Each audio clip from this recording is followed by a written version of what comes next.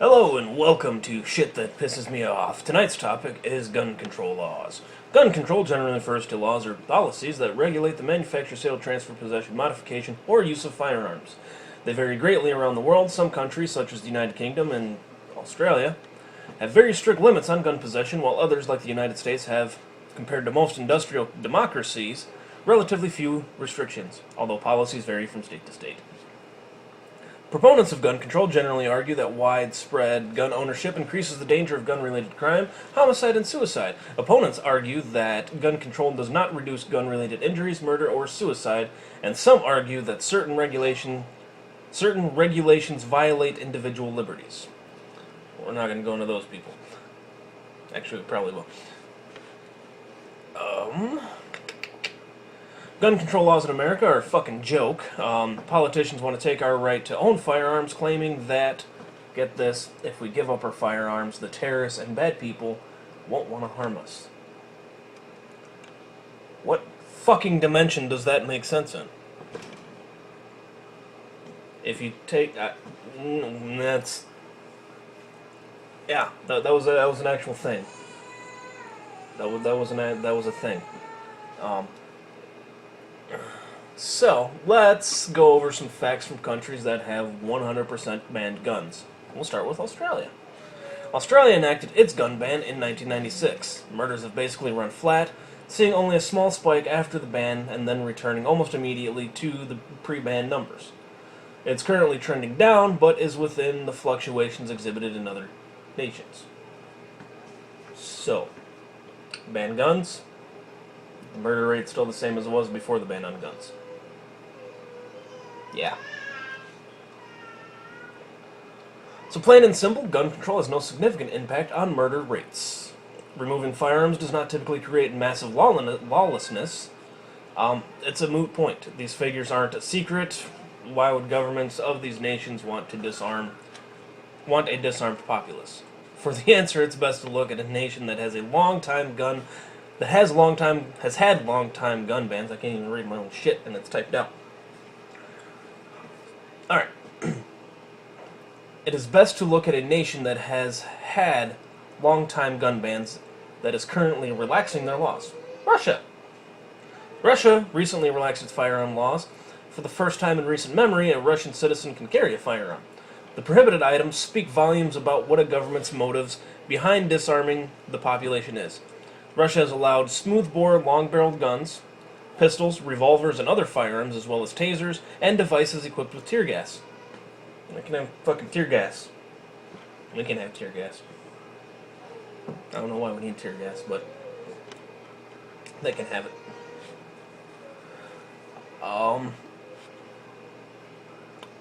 It's pretty much everything. They've pretty much made everything legal, right?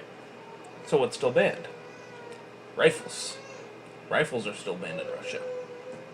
So the Russian government has basically made it clear that the real objective is to remove rifles from civilian hands. The reasoning is pretty clear, I think. You need rifles to overthrow a government.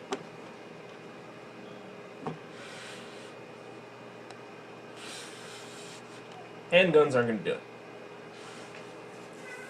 You need something with power, something that can bust out a lot of rounds and, at a time. So, yeah. From there, we'll move on to Ireland. Ireland banned firearms in 1972. Ireland's homicide rate was fairly static going all the way back to 1945. In that period, it fluctuated between 0.1 and 0.6 per 100,000 people. Immediately after the ban, the murder rate shot up to 1.6 per 100,000 people in 1975. It then dropped back down to 0.4. It has trended up, reaching 1.4 in 2007 per 100,000 people. Again, that tells us banning guns doesn't lower your homicide rate. People are still going to kill each other. The UK enacted its handgun ban in 1996. From 1990 until the ban was enacted, the homicide rate fluctuated between 10.9 and 13 homicides per million people. After the ban was enacted, homicides trended up until they reached a peak of 18.0 in 2003 per million people. Since 2003, which incidentally was about the time the British government flooded the country with 20,000 more cops. The homicide rate has fallen to 11.1 in 2010. In other words, the 15-year experiment in a handgun ban has achieved absolutely fucking nothing. They ban guns, they still have murders.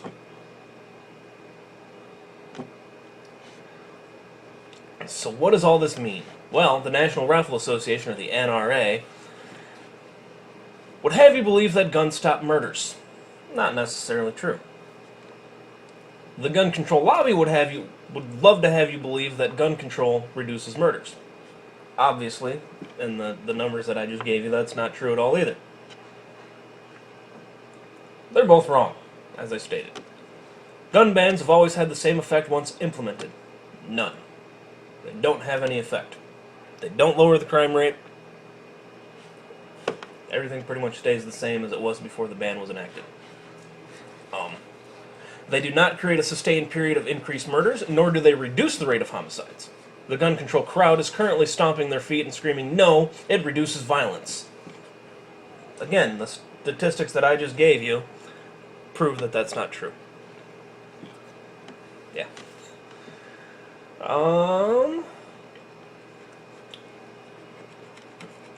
What you probably saw, the gun control crowd is currently stomping their feet and screaming, "No, it reduces violence." I've seen the statistics, which I gave you the statistics. What they probably saw were studies that point to reduced instances of gun murders. Not just murders, gun murders. Yes, you ban guns, you're going to have fewer gun-related murders. But you're not going to have fewer murders. People will find a way to kill each other. That's what we do. The pro-gun crowd is screaming that gun bans cause crime. At least this is grounded in reality. Typically, there is a spike in murders immediately after a gun ban, but it is short-lived, and it goes back to around the normal numbers as it was before the firearm ban. So, while banning guns does create an initial spike in homicides, it generally settles back down to where it was before the ban was enacted. So, let's get on to the real reason gun control will never work. Poverty. Poverty and education are the reasons gun control will never work. My hair looks really fucked up, holy shit. I might have to re-record this. So, the real reason gun control will never work? Poverty has a greater correlation to violent crime than access to firearms. Education and poverty are directly linked. In short, we don't have a gun problem in the United States, we have a cultural problem. We have a cultural problem. Can't read. I told you. Shit's all, yeah, whatever. So, most people in the gun control lobby know nothing about firearms or their construction. Everything you need to manufacture a firearm is available at Home Depot. It really is. The materials needed to manufacture a 12-gauge shotgun cost about $20. If someone wanted to build a fully automatic MAC-10 style submachine gun, it probably cost about $60. Every electrician, plumber, and handyman in the country has the materials necessary to manufacture a firearm in their shop. Fact. And if you really want to know how to fucking make one, we have a thing called the internet. You can find anything on the internet. Anything. So, the items, that these, plumbers, handymen, whatever have, unregulated, they're not like the chemicals necessary to manufacture methamphetamines. You go to the store, want to buy some fucking cough syrup, you need, 3 forms of ID and all kinds of other shit. Fingerprints and shit now, probably. I don't know, I haven't bought cough syrup in a while, but I heard it's a pain in the ass. So, but you can buy the shit to make a gun.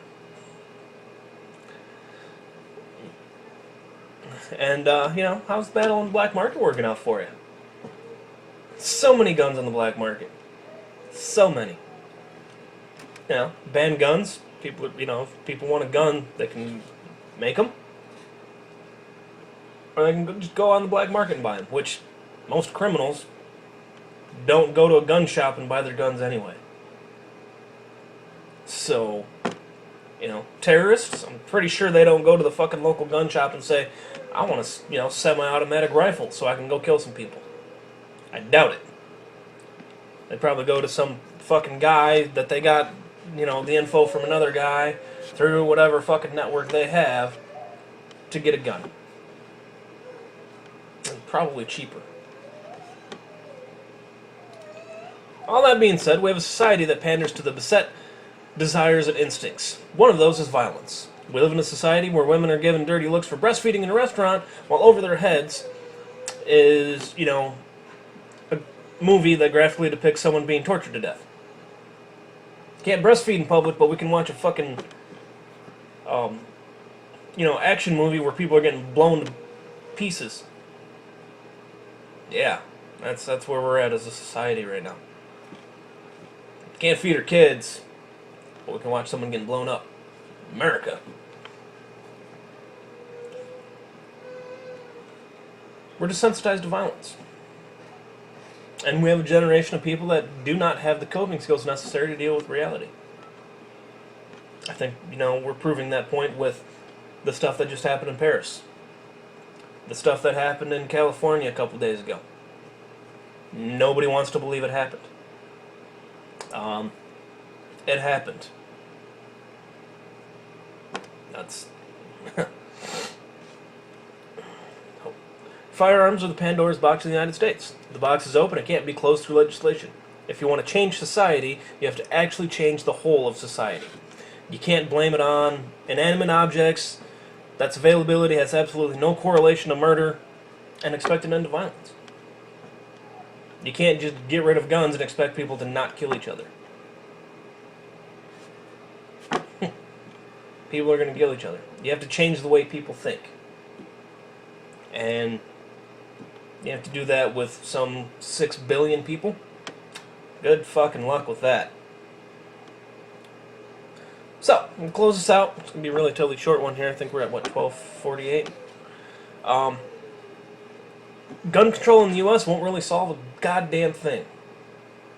The only way to really change the way society thinks is to educate them. What we really need is more funding for our schools. And a hell of a lot more jobs. You educate people, you get them jobs, violence will go down. That's a fact.